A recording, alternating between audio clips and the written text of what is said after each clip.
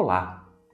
Você já teve a sensação de que está mergulhado nos seus pensamentos? De que está mergulhado nas suas emoções, nas suas lembranças, a ponto de não perceber mais nada, a ponto de não detectar nenhum outro estímulo, nenhuma outra perspectiva? Bom, se você já experimentou isso, você estava em fusão com algum elemento da sua mente. Quer saber mais sobre isso? Continue acompanhando esse vídeo. Há uma nova terapia chamada Terapia da Aceitação e do Compromisso, fundada por um grande psicólogo norte-americano, o Reis, da área comportamental. O Reis desenvolveu essa terapia como uma resposta aos desafios do século XXI. E ele percebeu algo muito comum nos dias de hoje. Sabe aquele momento em que você encosta na poltrona? Ou um momento em que você está sozinho no escritório, no seu quarto, e de repente você se afoga em geralmente lembranças dolorosas? Ou então está com algum desafio, com algum problema, alguma dificuldade para ser resolvida, e você se afoga naquele pensamento.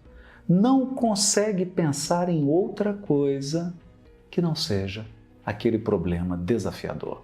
Ou ainda, você é invadido por uma determinada emoção de tristeza, de raiva, de solidão, até de alegria. Não sabe por que aquela emoção te domina e a sensação que você tem é de que caiu em uma piscina, mas com roupa de sair. Já teve essa sensação antes? Bom, na terapia da aceitação e do compromisso, isso se chama fusão. E é isso que eu vou explicar a partir de agora. Na fusão, nós precisamos entender a casa mental, a nossa mente. A nossa mente é como se fosse um apartamento, uma casa qualquer. Essa casa possui uma proprietária. A proprietária dessa casa é a nossa consciência. Todos nós já tivemos a experiência de observar as nossas emoções, as nossas lembranças, os nossos pensamentos, como se nós fôssemos uma terceira pessoa. Você já experimentou isso? Você está pensando em algo, de repente você observa aquele pensamento e vem um outro. Não, isso não pode ser assim. Isso está errado. Eu acho que eu estou pensando de uma forma equivocada. Ou então, você é tomado de uma tristeza e se pergunta, por que eu estou triste? O que aconteceu? Quando você faz isso, a sua consciência está observando os seus processos mentais. Então, há algo em você que está além das emoções, além dos sentimentos, além dos pensamentos, além das lembranças, além do ego. Nós também temos uma voz interior que fica o tempo todo criticando, comparando, conversando. Sem perceber, você está num diálogo perpétuo. Esse diálogo só cessa, ao menos aparentemente, quando você dorme, quando sua consciência é reduzida. Por outro lado, se nós somos capazes de observar esses processos mentais, isso significa que esses processos mentais não podem ser a história toda. Há uma parte de nós que não são nossos pensamentos. Há uma parte de nós que não se limita às nossas emoções. Há uma parte de nós que não se limita a esse diálogo interior. Que parte é essa? A consciência. A consciência é a nossa parte que observa tudo silenciosamente. Você observa a si mesmo. Você se olha no espelho, você se observa às vezes numa discussão, você é capaz de observar o seu gestual, o seu comportamento, sua expressão facial. Quem observa? A consciência. O restante são processos da nossa casa mental. No entanto, quando a emoção é muito forte, quando um sentimento é avassalador, quando um pensamento é obsessivo, seja porque há uma preocupação, um problema, um desafio a ser superado. E quando esse diálogo interior se transforma numa verdadeira gritaria, numa balbúrdia, é muito comum acontecer um processo que a terapia da aceitação e do compromisso chama de fusão. Na fusão, você deixa de observar. Observador e processos observados se misturam, se fundem. Já pegou uma pessoa tendo uma crise de raiva, de cólera? Ela não pensa. Ela não é capaz de observar a si mesma. Ela está totalmente entregue à raiva. Ela está totalmente presa num processo de fúria.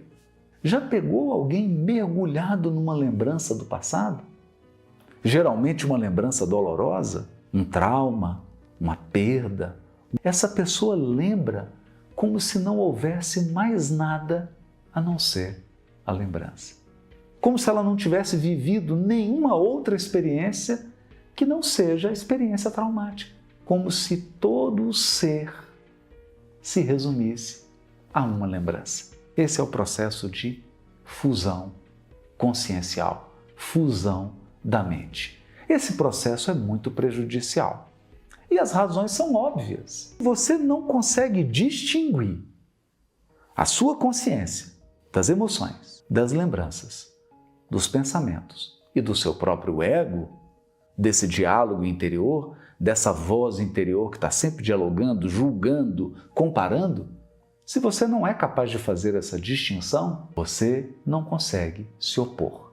Você não consegue dirigir, você não consegue regular esse processo. Se a raiva toma conta de mim, a ponto de eu não conseguir pensar nada além da raiva, a ponto de eu não conseguir sentir nada além da raiva, a ponto de eu não conseguir lembrar nada que não seja o evento que causou a raiva, bom, eu sou um sequestrado. Eu fui sequestrado por algum processo mental. Veja, isso está na base dos próprios transtornos mentais. Uma pessoa deprimida não consegue sair daquele loop, daquele ciclo. As lembranças são sempre as mesmas, os pensamentos são sempre os mesmos, o comportamento é sempre o mesmo, a pessoa entra em uma jaula. E o pior, diz um grande pensador, que a melhor maneira de você prender uma pessoa para que ela não consiga jamais sair é você fazer essa pessoa acreditar que ela não está presa. Quando você não tem o discernimento, quando você não tem a clareza de raciocínio para perceber que você está preso, você não tem vontade de sair, porque você ainda não enxergou que está preso. Somente depois que eu tomo consciência de que estou preso, somente depois do fato de tomar consciência de que eu fui sequestrado, sequestrado por uma emoção, sequestrado por uma lembrança, sequestrado por um pensamento, sequestrado por um diálogo interior, por uma atitude, por uma postura, por uma crença. Se eu não tomar consciência de que fui sequestrado, de que estou preso, não há a menor possibilidade de nascer o desejo de me libertar. A criatura só se torna apta a libertar-se desses processos se ela tomar consciência de que esses processos não podem defini-la por inteiro. Eu sou mais do que a experiência dolorosa que eu vivi. Por mais dolorosa que seja essa experiência. Digamos que você perdeu um ente amado. Por mais que essa pessoa seja importante, por mais que você ame essa pessoa, há mais aspectos na sua vida. Há outros elementos na sua vida. Por mais que você tenha uma memória traumática, outras memórias além dessas. Por mais que você esteja obcecado com uma ideia, com uma filosofia, com uma crença, com uma opção política, outras ideias. Há outros raciocínios, outras perspectivas que merecem ser exploradas, outras perspectivas que você precisa trabalhar. Aliás, esse é o segredo da sabedoria. Enxergar outras ideias, incluindo ideias que são contrárias às suas. Ser capaz de enxergar outros pontos de vista, ser capaz de ouvir pessoas que não concordam com você, ser capaz de conviver com pessoas que não te aplaudem, pessoas que não te admiram, pessoas que pensam em direção diametralmente oposta à sua. Isso é sabedoria, isso é maturidade. Ser capaz de entrar nesse diálogo interior para moderar. Eu estou sempre conversando em silêncio comigo mesmo, mas em alguns momentos eu preciso intervir nesse diálogo. Eu não posso deixar que esse diálogo anestesia a minha consciência. Eu preciso preservar a minha posição de observador. Isso é valioso. É valioso quando você está numa discussão com seu marido, com a sua esposa, com seus filhos, com alguém.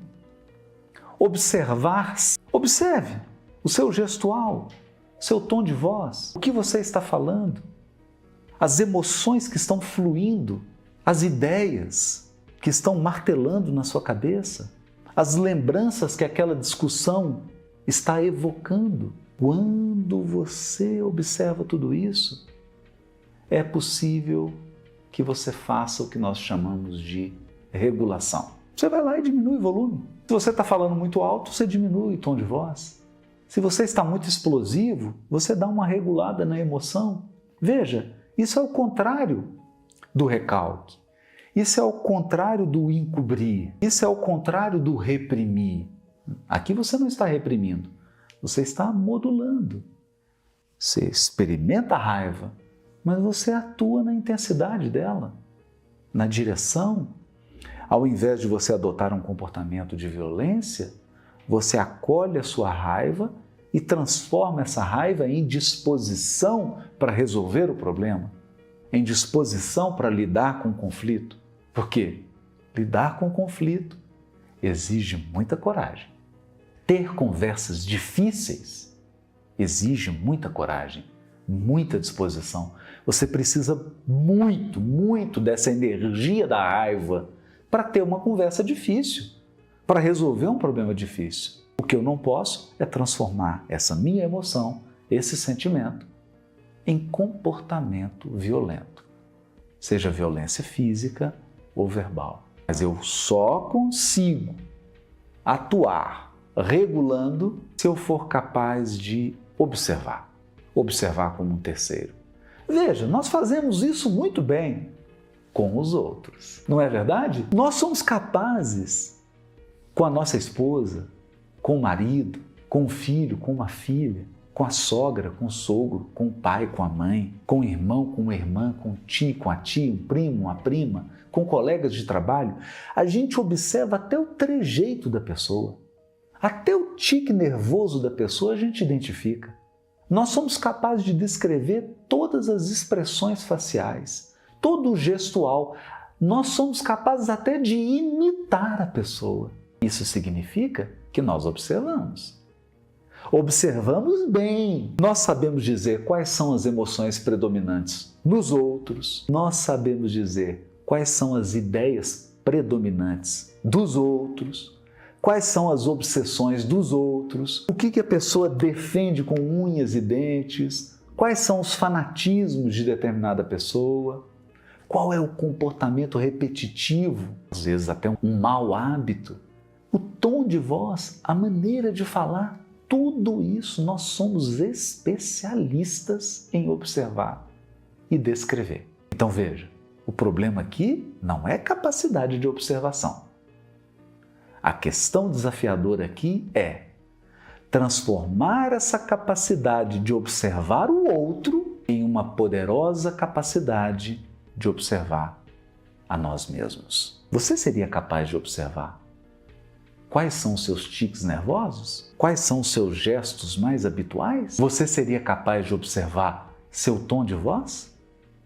As emoções mais frequentes que você experimenta? Você seria capaz de descrever quais são as lembranças mais frequentes ao longo de uma semana?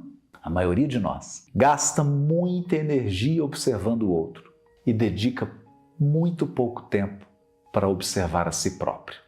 Por conta disso, nós somos especialistas em descrever o outro e frágeis em descrever a nós mesmos. Se nós quisermos eliminar essa fusão da consciência com os processos mentais, a terapia da aceitação do compromisso propõe um termo que pode parecer complicado à primeira vista, mas a ideia é simples. Eles usam o termo desfusão. Desfusão.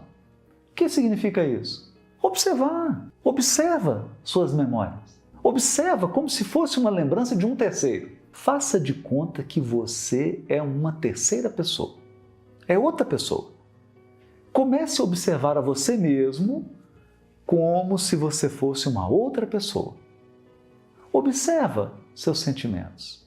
Ao fazer isso, você está praticando desfusão. Você está se desconectando daquela emoção. Você está olhando aquela emoção de forma objetiva. Começa a observar seus pensamentos, suas ideias, suas crenças, seus valores. Começa a observar suas crenças limitantes, conceitos que você traz desde a infância e que não servem mais para nada.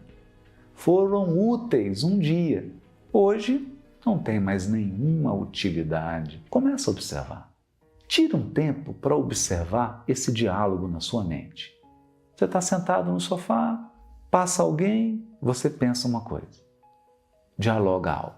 Vê um familiar dentro de casa e você já começa a ensaiar um diálogo que você vai ter com essa pessoa. Não é assim? Começa a observar isso. Mas, observa o seu gestual. Como você se senta? Como você se dirige a alguém? Seus gestos com as mãos, com os ombros, sua expressão facial. Observe a si mesmo como se você fosse. Se você fizer isso, você está praticando o que a ACT, Terapia da Aceitação e do Compromisso, chama de desfusão. Você está fortalecendo a sua consciência.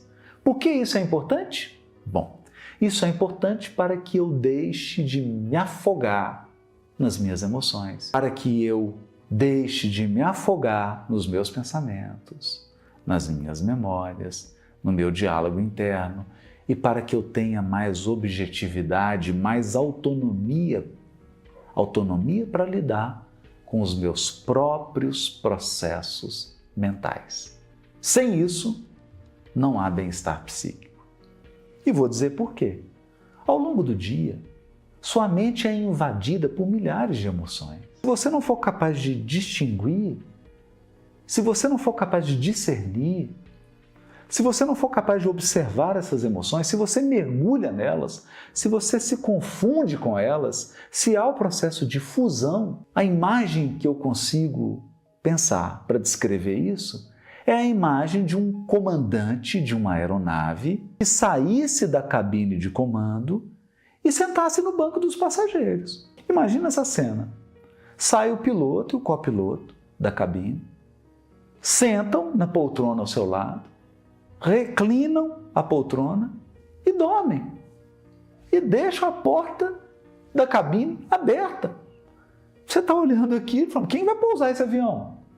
Quem vai conduzir essa aeronave? A imagem é perfeita. A sua mente é um avião lotado, cheio de passageiro. Esses passageiros são todas as suas memórias, todas as emoções mais frequentes, todos os pensamentos, ideias, crenças e valores que você possui. Cada crença, cada ideia é um passageiro nesse avião. Cada memória sua é um passageiro ou uma passageira. Eles estão ali. Há aqueles processos básicos que representam a tripulação, mas a consciência é o comandante dessa aeronave. A consciência é quem está pilotando. Se ela sai da sua posição de comando para sentar-se ao lado dos passageiros, quem vai pilotar a aeronave? Sabe quando isso acontece? Quando o piloto e copiloto saem da cabine de comando e sentam ao lado dos passageiros? Sabe quando isso acontece? Na síndrome do pânico, no transtorno de ansiedade, na depressão, numa série de transtornos da mente que revelam piloto não está comandando a aeronave. Ele agora está sentado junto aos passageiros, conversando com esses. Ele se confundiu, ele se misturou. O que é preciso fazer? Desfusão. O piloto e o copiloto precisam sair, né? O comandante precisa sair da poltrona dos passageiros e se dirigir à cabine de comando. Lá, ele vai definir o destino, onde ele quer chegar, ele vai conferir combustível, as condições da aeronave, ele vai traçar a rota e ele vai conduzir essa aeronave, que é a mente, no rumo dos seus objetivos, da sua missão, dos seus propósitos. Sem esse comando, há uma total mistura e nós temos uma aeronave desgovernada. Pode até acontecer o pior. Gostou desse conteúdo? Te ajudou a pensar um pouquinho sobre equilíbrio da mente? Sobre bem-estar psíquico? Deixe os seus comentários. Narre alguma experiência em que você perdeu o controle, em que você se misturou com alguns dos elementos da sua mente. Conte a sua história. Vai ser ótimo ouvir, interagir com você. Não deixe de se inscrever no canal. Eu te aguardo. Até o próximo vídeo. Se esse conteúdo fez sentido para você, deixe seu like e se inscreva no canal para continuar acompanhando. Que a luz e a paz estejam com você. Até o próximo vídeo.